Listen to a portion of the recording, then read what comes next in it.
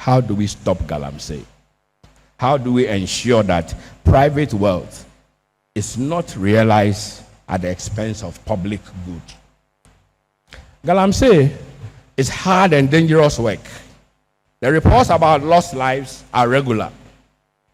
What desperation drives young people to such risky work? It's supposed to be lucrative.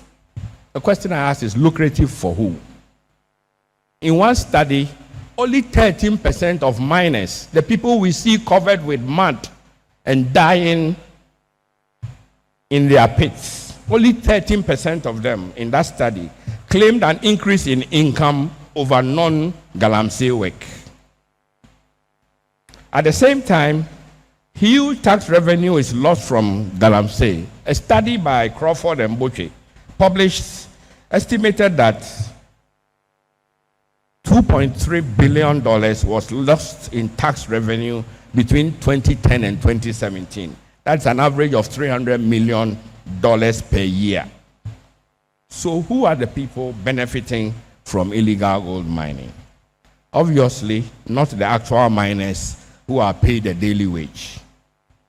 A nation with security forces should be able to find and identify the actual beneficiaries and not concentrate efforts on the miners alone. Isn't it our failure as a nation to provide employment opportunities for these young people that is the primary cause of galamsey?